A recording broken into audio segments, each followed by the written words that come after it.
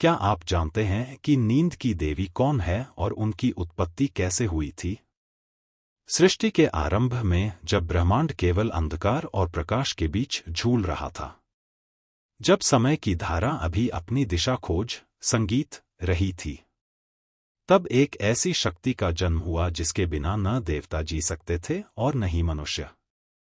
यह शक्ति थी निद्रा, वह दिव्य माया जो हर प्राणी को विश्राम देती है, हर चेतना को शांति का आलिंगन संगीत देती है। लेकिन क्या आप जानते हैं कि निद्रा देवी की उत्पत्ति कैसे हुई? किस दर्द से, किस प्रेम से, किस त्याग से इस देवी का जन्म हुआ? आज मैं आपको वह कथा सुनाता हूं जो शास्त्रों में छिपी है, जो ब्रह्मांड के रहस्यों में दबी है। वो कथा जो हर उस प्राणी संगीत को छू जाएगी। नमस्कार प्यारे दर्शकों, मैं अर्जुन एक बार फिर आइए बिना किसी विलंब के आरंभ करते हैं आज की प्रेरणादायक कथा। जब भगवान ब्रह्मा ने सृष्टि की रचना आरंभ की तो उन्होंने सबसे पहले देवताओं को बनाया, फिर असुरों को, फिर मनुष्यों को, फिर पशु पक्षियों को और फिर पेड़ पौधों को। सारी सृष्टि में जीवन का संचार हो गया। सूरज उदय होने लगा, चंद्रमा रात को अपनी शीतल चांदनी बिखेरने लगा, पृथ्वी हरी भरी संगीत हो गई। लेकिन एक समस्या थी, एक बहुत बड़ी समस्या। कोई भी प्राणी विश्राम संगीत नहीं कर पा रहा था। देवता निरंतर अपने कर्तव्यों में लगे रहते, मनुष्य लगातार काम करते रहते, पशु पक्षी बिना रुके भटकते रहते। कोई थकता था तो भी आराम नहीं मिलता। मन और शरीर दोनों निरंतर सक्रिय रहते। पीड़ा बढ़ती जा रही थी, थकान जमा संगीत होती जा रही थी, लेकिन विश्राम का कोई मार्ग नहीं था। ब्रह्मदेव ने यह देखा तो चिंतित हो गए। उन्होंने भगवान संगीत विष्णु से कहा, प्रभु मैंने सृष्टि तो रच दी, लेकिन इसमें एक बहुत बड़ी कमी रह गई है। प्राणी विश्राम नहीं कर पा रहे, उनका जीवन निरंतर संघर्ष बनता जा रहा है। भगवान विष्णु मुस्कुराए और बोले, ब्रह्मदेव आपने सृष्टि में गति डाली लेकिन विराम भूल गए। आपने जागरण दिया लेकिन निद्रा भूल गए। आपने दिन बनाया लेकिन रात को पूर्णता नहीं दी। चिंता ना करें, मैं इस समस्या का समाधान करता हूं। यह वह समय था जब देवताओं और असुरों में अमृत के लिए महासंग्राम होने वाला था। भगवान विष्णु ने देवताओं को सुझाव संगीत दिया कि क्षीर सागर का मंथन करें जिससे अमृत संगीत की प्राप्ति हो सके। मंदराचल पर्वत को मथानी बनाया गया, वासुकी नाग को रस्सी बनाया गया और भगवान विष्णु स्वयं कुर अवतार लेकर मंदराचल के नीचे आधार बने। देवता और असुर संगीत दोनों ने मिलकर समुद्र मंथन आरंभ किया। पहले हलाहल विष निकला जिसे भगवान शिव ने पी लिया। फिर कामधेनु संगीत गाय निकली। फिर उच्चश्रवा घोड़ा निकला। फिर ऐरावत हाथी निकला। एक के बाद एक 14 रत्न संगीत निकलते गए। लेकिन जब समुद्र मंथन लगभग समाप्त हो रहा था, तब अचानक समुद्र में एक अद्भुत घटना घटी। समुद्र की गहराइयों से एक दिव्य प्रकाश उभरा, लेकिन वह प्रकाश अलग था।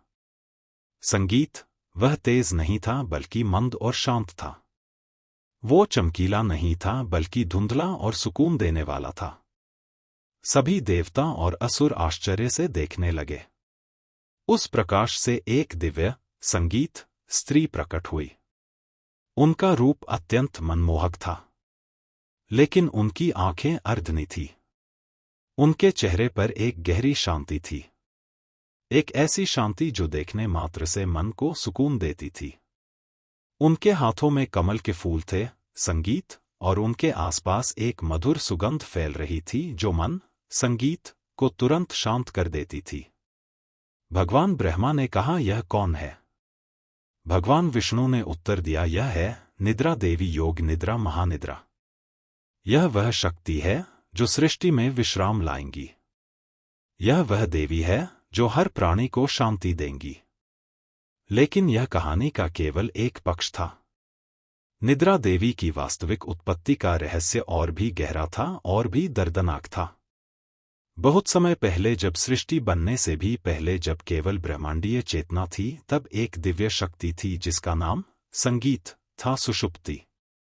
वह महाशक्ति का ही एक रूप थी, लेकिन उनका कार्य अलग था। वह ब्रह्मांड की चेतना को संतुलन देती थी। सुषुप्ति का प्रेम था जागरण नाम के देवता से। जागरण सृष्टि में गति लाते थे, सक्रियता लाते थे, और सुषुप्ति विश्राम लाती थी, शांति लाती थी। दोनों एक दूसरे के पूरक थे, एक दूसरे के बिना अधूरे थे। लेकिन जब ब्रह्मदेव ने सृष्टि की रचना की तो उन्होंने जागरण को तो सृष्टि में स्थान दिया, लेकिन सुषुप्ति को भूल गए। जागरण देवता प्रसन्न थे कि वह सृष्टि में अपनी शक्ति का प्रदर्शन कर सकेंगे, लेकिन सुषुप्ति दुखी हो गई। उन्होंने जागरण से कहा, प्रिय, मैं आपके बिना अधूरी हूं, आप मुझे साथ क्यों नहीं ले जा रहे? जागरण ने गर्व से कहा, सुषुप्ति सृष्टि को संगीत, गति चाहिए, कर्म चाहिए, सक्रियता चाहिए, विश्राम की कोई आवश्यकता नहीं। तुम यहीं रहो, मैं सृष्टि में अपना स्थान बनाता हूं। यह सुनकर सुषुप्ति का हृदय टूट गया, उनके आंसू गिरे, लेकिन वह आंसू साधारण नहीं थे, वह दिव्य थे, शक्तिशाली थे। हर आंसू में वह पीड़ा थी जो प्रेम में धोखा खाने से मिलती, वह दर्द था जो अपनों द्वारा भुला दिए जाने से होता है। सुषुप्ति ने उस दिन एक संकल्प लिया। उन्होंने अपने अस्तित्व को त्याग दिया, अपनी शक्ति को बिखेर दिया और कहा, अगर सृष्टि, संगीत को मेरी आवश्यकता नहीं है तो मैं स्वयं को समाप्त कर देती हूं। लेकिन मेरा यह श्राप है कि बिना विश्राम के सृष्टि में केवल पीड़ा होगी। और सुषुप्ति ने अपने प्राणों को त्याग दिया। लेकिन दाय शक्तियां कभी पूर्णतः समाप्त नहीं होती। सुषुप्ति की शक्ति बिखर गई, ब्रह्मांड में फैल गई और अंतः क्षीर सागर की गहराइयों, संगीत में जाकर समा गई। वहां वो शक्ति युगों तक सोई रही, प्रतीक्षा करती रही। जब समुद्र मंथन हुआ तो वह शक्ति पुनः जागृत हुई, लेकिन अब वह सुषुप्ति नहीं थी, वो निद्रा देवी बन गई थी। उनमें वह प्रेम था जो उन्होंने जागरण के लिए महसूस किया था, वो पीड़ा थी जो उन्हें मिली थी, और वह करुणा थी जो हर टूटे हुए हृदय में होती है। जब निद्रा देवी समुद्र से प्रकट हुई तो सभी देवता उनके सामने नतमस्तक हो गए। भगवान विष्णु ने कहा, देवी, आप धन्य हैं, आप सृष्टि में वह शांति लाएंगी जो अब तक नहीं थी। निद्रा देवी ने मधुर स्वर में कहा, मैं हर उस संगीत प्राणी को विश्राम दूंगी जो थका हुआ है। मैं हर उस मन को शांति दूंगी, संगीत, जो व्याकुल है। मैं हर उस हृदय को सुकून दूंगी जो दर्द में है। लेकिन मेरी एक शर्त है। ब्रह्मदेव ने पूछा, क्या शर्त है? देवी निद्रा देवी ने कहा, मैं उसी संगीत को विश्राम दूंगी जो मुझे सम्मान देगा, जो रात को मेरा स्वागत करेगा, जो दिन के संघर्ष के बाद मुझे अपने हृदय में स्थान देगा, जो यह समझेगा कि विश्राम कमजोरी नहीं बल्कि शक्ति का स्रोत है। भगवान ब्रह्मा ने कहा, यह तो उचित है देवी, हम आपका सम्मान करेंगे। निद्रा देवी ने फिर, हर शाम जब मैं आती हूं तो तुम जाते हो। यह है हमारा नृत्य, यह है हमारा प्रेम। हम कभी मिलते नहीं लेकिन हमेशा जुड़े रहते हैं। यह सुनकर जागरण को अपनी भूल का संगीत एहसास हुआ। उन्होंने समझा कि प्रेम में त्याग होता है, समझ होती है, सम्मान होता है। निद्रा देवी ने जब सृष्टि में अपना कार्य आरंभ किया तो सबसे पहले उन्होंने देवताओं को निद्रा का वरदान दिया। इंद्र, वरुण, अग्नि, वायु, संगीत, सभी देवताओं को पहली बार विश्राम मिला। वे अपने कर्तव्यों से थके हुए थे और निद्रा देवी ने उन्हें शांति दी। लेकिन सबसे पहला वरदान उन्होंने भगवान विष्णु को दिया। उन्होंने कहा, प्रभु, आप सृष्टि के पालन करता हैं, आपका भार सबसे अधिक है। मैं आपको योग निद्रा का वरदान देती हूं। जब भी आप विश्राम करेंगे तो मैं आपके साथ रहूंगी। आपकी निद्रा में भी आपकी चेतना जागृत रहेगी। भगवान विष्णु ने निद्रा देवी को आशीर्वाद दिया और कहा, देवी, तुम धन्य हो। तुम्हारे बिना सृष्टि अधूरी है। इसके बाद निद्रा देवी मनुष्यों के पास गई। पहले मनुष्य जो उन्होंने देखे वे अत्यंत थके हुए थे। उनकी आंखें लाल थी। उनका शरीर कांप रहा था। निद्रा देवी ने उन्हें स्पर्श किया और कहा, सो जाओ, विश्राम करो। उस क्षण संगीत पहली बार मनुष्य ने निद्रा का अनुभव किया। उनकी आंखें बंद हुई। उनका शरीर शांत हुआ। उनका मन स्थिर हुआ। वे एक गहरी नींद, संगीत में चले गए। और जब सुबह जागे तो उन्हें ऐसा लगा जैसे उन्हें नया जीवन मिल गया हो। मनुष्य ने निद्रा देवी को प्रणाम किया और कहा, देवी आप महान हैं। आपने हमें वह सुख दिया जो हमने कभी नहीं जाना था। निद्रा देवी ने कहा, यह मेरा कर्तव्य है। लेकिन याद रखो, निद्रा एक वरदान है। इसका दुरुपयोग मत करना। जो अत्यधिक सोता है वो आलसी हो जाता है। जो बिल्कुल नहीं सोता वो पागल हो जाता है। संतुलन बनाए रखो। जब असुरों ने सुना कि निद्रा देवी सृष्टि में विश्राम ला रही है तो उन्होंने इसका विरोध किया। असुरों का राजा हिरण्यकशिपु था और वह अत्यंत घमंडी था। हिरण्यकशिपु ने कहा, निद्रा कमजोरों के लिए है। हम असुर शक्तिशाली हैं। हमें विश्राम, संगीत की आवश्यकता नहीं। हम निरंतर शक्तिशाली बने रहेंगे। निद्रा देवी उसके पास गई और कहा, हिरण्यकशिपु घमंड में मत आओ।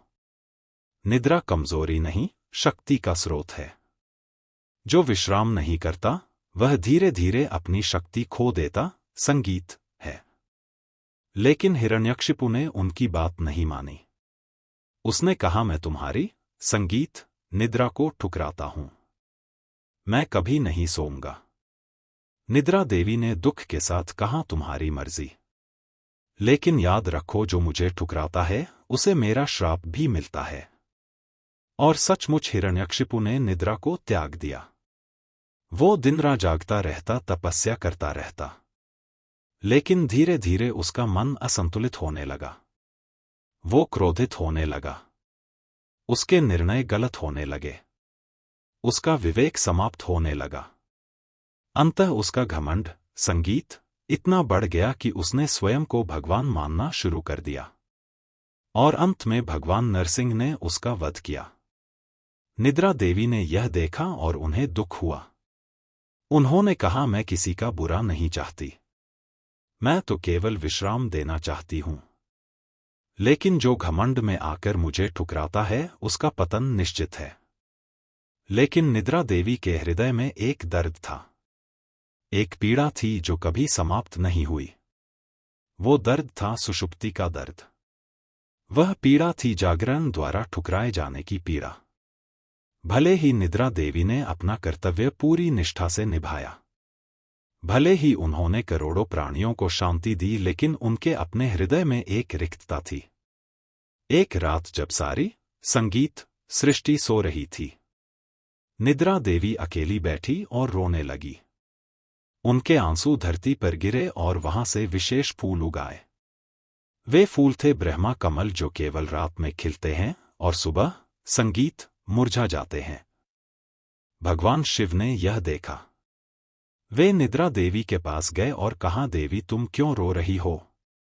तुम तो सबको शांति देती हो। तुम्हें स्वयं शांति क्यों नहीं मिलती? निद्रा देवी ने कहा, प्रभु, संगीत मैं सबको सुलाती हूं, लेकिन मैं स्वयं कभी सोती नहीं। मैं सबको शांति देती हूं, लेकिन मेरा अपना मन कभी शांत नहीं होता। मैं हर किसी को प्रेम देती हूं, संगीत, लेकिन मुझे कभी प्रेम नहीं मिला। भगवान शिव की आंखों में करुणा आई। उन्होंने कहा, देवी तुम्हारा संगीत त्याग महान है। तुम सबके लिए जीती हो, लेकिन स्वयं के लिए नहीं। यह है सच्ची देवत्व की संगीत पहचान। निद्रा देवी ने कहा, लेकिन प्रभु कभी कभी मेरा मन करता है कि मैं भी सो जाऊं, संगीत विश्राम करूं। कभी कभी मेरा मन करता है कि मैं भी किसी की गोद में सिर रखकर सपने देखूं। भगवान शिव ने कहा, देवी तुम कभी सो नहीं सकती। अगर तुम सो गई तो सारी सृष्टि संगीत जाग जाएगी। तुम्हारा यह दर्द, यह त्याग, यही तुम्हारी महानता है। निद्रा देवी ने आंसू संगीत पोंछे और कहा, आप सही कह रहे हैं प्रभु, मेरा कर्तव्य ही मेरी नियति है। मैं अपने दर्द को स्वीकार संगीत करती हूं। कलयुग आया और संसार बदल गया। लोगों की जीवन संगीत शैली बदली, उनके विचार बदले, लेकिन निद्रा देवी का महत्व नहीं बदला। कलयुग में लोग अत्यधिक व्यस्त संगीत हो गए। उन्होंने निद्रा को तुच्छ समझना शुरू कर दिया। लोग कहने लगे सोना समय की बर्बादी है, हमें अधिक काम करना चाहिए। निद्रा देवी ने यह देखा और दुखी हुई। उन्होंने देखा कि लोग रात रात भर जागते हैं। उनकी आंखों में नींद नहीं है, उनके चेहरों पर थकान है, वे तनाव में है, उनका स्वास्थ्य बिगड़ रहा है। निद्रा देवी ने एक दिन ब्रह्मदेव से कहा, प्रभु कलयुग में मेरा अपमान हो रहा है, लोग मुझे नहीं मान रहे। ब्रह्मदेव ने कहा, देवी कलयुग ऐसा ही है, लोग अज्ञानता में है, लेकिन चिंता मत करो, जो तुम्हें ठुकराएगा वह स्वयं दंडित होगा। और सचमुच जो लोग निद्रा को तुच्छ समझते हैं वे संगीत धीरे धीरे बीमार पड़ने लगे। उन्हें हृदय रोग हुए, मानसिक तनाव बढ़ा, उनकी स्मरण संगीत शक्ति कम हुई। निद्रा देवी का श्राप उन पर लागू हुआ। लेकिन कुछ लोग थे जो निद्रा देवी को सम्मान देते थे। वे नियमित रूप से सोते थे, विश्राम करते थे, वे स्वस्थ रहते थे, प्रसन्न रहते थे। निद्रा देवी ने देखा और संतुष्ट हुई। उन्होंने कहा, सभी युगों में कुछ लोग ऐसे होते हैं जो मुझे समझते हैं, उन्हें मेरा आशीर्वाद मिलता है। निद्रा देवी की पूजा का विशेष महत्व है। भारतीय शास्त्रों में निद्रा देवी को योगमाया के रूप में भी पूजा संगीत जाता है। जब भगवान कृष्ण का जन्म हुआ तो योगमाया ने ही उनकी रक्षा की। वासुदेव जी जब कृष्ण को लेकर गोकुल जा रहे थे तो योगमाया ने सभी पहरेदारों को गहरी नींद में सुला दिया। यमुना नदी ने रास्ता दिया और कृष्ण सुरक्षित नंद के घर पहुंच गए। यह योगमाया कोई और नहीं, निद्रा देवी का ही संगीत एक रूप थी। निद्रा देवी की पूजा रात में की जाती है।